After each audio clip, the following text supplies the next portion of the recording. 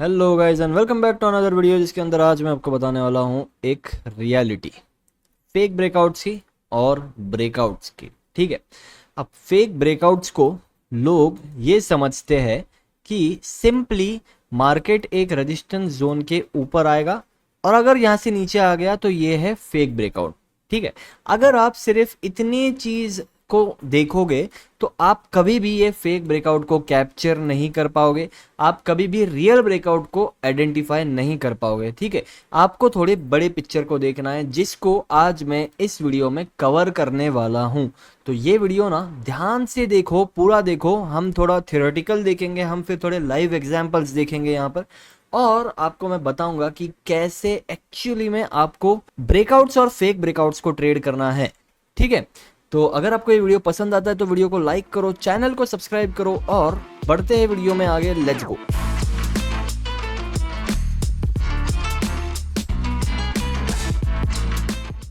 All right guys, तो देखो सबसे पहले ना ये है एक रेजिस्टेंस जोन। अब अगर इसके ऊपर मार्केट ऐसे निकल गया तो ये रियल ब्रेकआउट है, और अगर मार्केट ऊपर जाके नीचे आ गया तो ये फेक ब्रेकआउट है।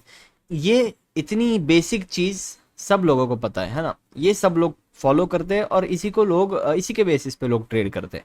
बट ऐसा नहीं होता। देखो आपको ना इस पर्सपेक्टिव से मार्केट को नहीं देखना। आपका ना मैं सबसे पहले तो पर्सपेक्टिव चेंज करना चाहूंगा। आपको चार्ट हमेशा देखना है बायर्स एंड सेलर्स के पर्सपेक्टिव से। अब वो आपको कैसे देखना है मैं आपको बताता हूँ। देखो एक बात आप समझ जाओ, जिधर भी सबसे ज्यादा बायर्स एंटर होंगे तो एक बड़े सेलर के लिए वो इजी हो जाएगा कि वहां पे उसकी क्वांटिटी डंप करे, और जितने ज्यादा रिटेल सेलर्स मार्केट में अवेलेबल होंगे एक बड़े ऑपरेटर के लिए उतनी सारी क्वांटिटी बाय करने के लिए रेडी हो जाती है। ठीक है, बाय करने के लिए अवेलेबल हो जाती है, ये चीज आप समझ जाओ। तो जब भी आप चार्ट को देखोगे तो आपको इस तरह से देखना है कि ये रेजिस्टेंस जोन है, यहां पर मार्केट आके अगर रेजिस्टेंस लेता है तो यहां पर सेलर्स एंटर हो रहे हैं, ऊपर आके फिर से रेजिस्टेंस लेता है और सेलर्स एंटर हो रहे हैं, और फिर से रेजिस्टेंस लेता है तो और सेलर्स एंटर हो रहे हैं। ठीक है, यहाँ पे सेलर्स बढ़ रहे हैं, और अगर मार्केट बाय चांस ऊपर जाता है, ब्रेकआउट देता है और ब्रेकआउट देके फिर सपोर्ट लेता है, तो ब्रेकआउट पे बायर्स एंटर हो रहे हैं, ये ब्रेकआउट के रीटेस्ट पे बायर्स एंटर हो रहे हैं, फिर से सपोर्ट लेता है और बायर्स एंटर हो रहे हैं। राइट, इस पर्सपेक्टिव से आपको कोई भी चार्ट को देखना है। अब हम बढ़ते हैं ब्रेकआउट्स और फेक ब्रेकआउट्स पे। ठीक है, तो ब्रेकआउट और फेक ब्रेकआउट्स में आपको एग्जैक्टली देखना क्या है। देखो आपको एग्जैक्टली देखना है लिक्विडिटी। ठीक है, लिक्विडिटी आपको कहाँ सबसे ज्यादा मिल रही है, वो चीज आपको ब्रेकआउट और फेक ब्रेकआउट के केस में देखना है। कैसे, मैं आपको बताता हूं। देखो ये इस प्रकार का जो चार्ट है ना, इसको बोलते हैं लिक्विडिटी गैदर करना। ठीक है, और इस प्रकार के चार्ट के बाद जब इस प्रकार का मूव आता है ना, ये मूव को हम बोलते हैं लिक्विडिटी ग्रैब। मैं ये सब बातें बहुत ज्यादा स्लोली बोल रहा हूं ताकि आपको एकदम अच्छे से समझ में आए और आपको और जाके यूट्यूब पे सर्च करना ना पड़े कि लिक्विडिटी क्या होती है, ये क्या होती है, वो क्या होती है ना।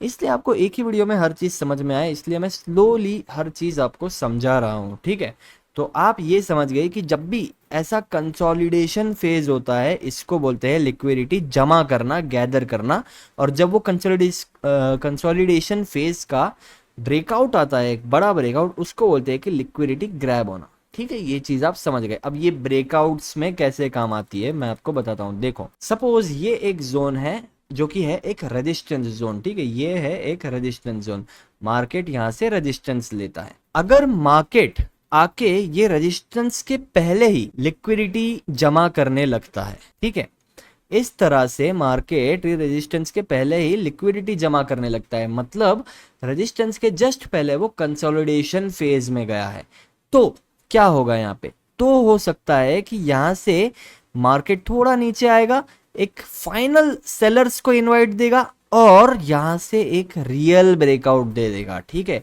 इस टाइम पे आएंगे रियल ब्रेकआउट्स। अब आप एक चीज ऑब्जर्व करो कि यहाँ पे मैंने नीचे की तरफ भी एक ब्रेकआउट बताया है ब्रेकडाउन बताया है। क्यों बताया? क्योंकि देखो यहाँ पे ऑलरेडी सेलर्स को इनवाइट कर रहा है मार्केट, ठीक है, रेजिस्टेंस पे इनवाइट इनवाइट, यहाँ पे सेलर्स आए, यहाँ पे सेलर्स आए, यहाँ पे सेलर्स आए। एक फाइनल इनवाइट कब होता है पता है?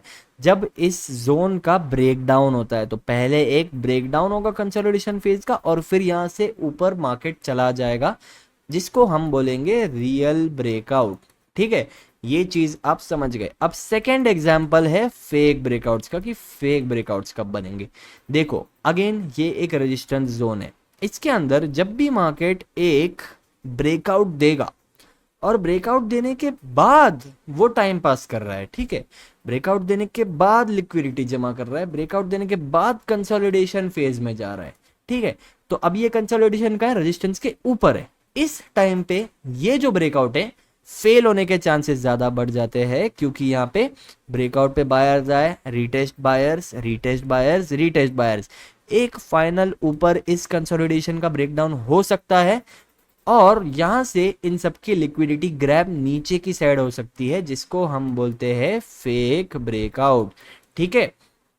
तो फेक ब्रेकआउट यहाँ पे कुछ इस तरह का दिख रहा है क्या आपको? नहीं, फेक ब्रेकआउट्स आपको इस तरीके का दिख रहा है। अब आप ये सोचोगे कि कई बार आपको फेक ब्रेकआउट्स कुछ इस तरह के भी दिखते हैं कि मार्केट ऊपर जाता है और तुरंत नीचे आ जाता है, तो वो क्या है ना? इसके अंदर तो कोई लिक्विडिटी जमा नहीं हो रही है, वो ऊपर जा रहा है, तुरंत नीचे आ जा रहा है। ये चीज क्या है ये भी मैं आपको समझा देता हूं। देखो ऐसे जब भी मोमेंट्स होते हैं ना, एक चीज आप ऑब्जर्व करो कि मार्केट जब ब्रेकआउट दे रहा है ना, वो ब्रेकआउट की जो बाइंग है ना, वो कंसोलिडेशन फेज से नहीं आ रही है, वो आ रही है बहुत नीचे से, ठीक है, प्रीवियस सपोर्ट या जो भी है वहां से वो बाइंग आ रही है, ठीक है।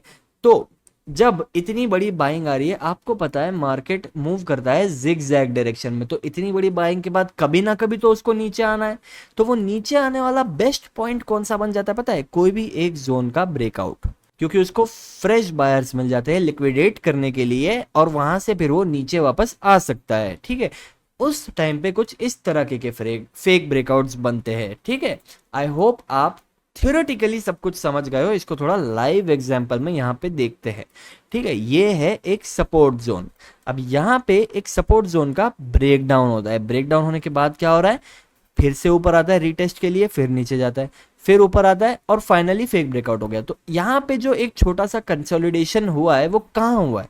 वो हुआ है सपोर्ट जोन के नीचे, यानी कि ब्रेकडाउन होने के बाद। ब्रेकडाउन होने के बाद जो कंसोलिडेशन होता है, हो सकता है कि वो ब्रेकडाउन फेल हो जाए, करेक्ट। आई होप आप ये समझ गए। अब यहाँ पे एक सेकेंड एग्जाम्पल है, यहां पर आप देख सकते हो नीचे से बाइंग आई है, बट जब रेजिस्टेंस जोन के पास पहुंचा ये, तब यहां पे कंसोलिडेशन शुरू हो गया, राइट। कंसोलिडेशन शुरू हो गया, रेजिस्टेंस रेजिस्टेंस रेजिस्टेंस रेजिस्टेंस, और उसके बाद क्या हुआ? इन सबको लिक्विडेट करके मार्केट ऊपर की तरफ ब्रेकआउट दे दिया, जिसको हम बोलते हैं रियल ब्रेकआउट, ठीक है। आई होप आप ये भी चीज समझ गए हो। अब हम देखते हैं तीसरा एग्जाम्पल, ठीक है। तीसरा एग्जाम्पल क्या है?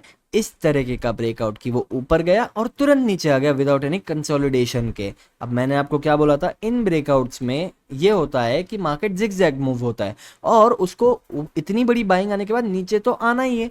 तो वो नीचे आने का बेस्ट तरीका होता है कि एक ब्रेकआउट देके नीचे आए, और इस केस में भी आप वही देख सकते हो कि बाइंग एकदम बॉटम से आ रही है, राइट। इतनी बॉटम से बाइंग आ रही है, तो इसको कभी ना कभी तो नीचे आना पड़ेगा, कभी ना कभी तो साइडवेज फेज में जाना पड़ेगा ना। तो वो साइडवेज फेज में जाने के लिए उसके लिए बेस्ट तरीका होता है कि वो एक ब्रेकआउट बनाए और फ्रेश बायर्स को ट्रैप करके नीचे आ जाए और एक जोन में चले जाए, राइट। वही यहाँ पे हुआ, और एक रेजिस्टेंस का ब्रेकआउट देके मार्केट यहाँ से नीचे आ गया, राइट। आई होप आपको फेक ब्रेकआउट्स के बारे में कुछ क्लियर हुआ होगा कि कैसे इसको इस्तेमाल करते, कैसे इसको यूज करते, कैसे इसको आइडेंटिफाई करते हैं, ठीक है। फेक ब्रेकआउट सिर्फ ये नहीं होता कि रेजिस्टेंस के ऊपर आया और नीचे आ गया। आपको आपका पर्सपेक्टिव चेंज करना पड़ेगा चार्ट को देखने के लिए। चार्ट को थोड़ा टेक्निकली लॉजिकली देखो कि ये चार्ट चलता है बायर्स और सेलर्स के भरोसे, राइट।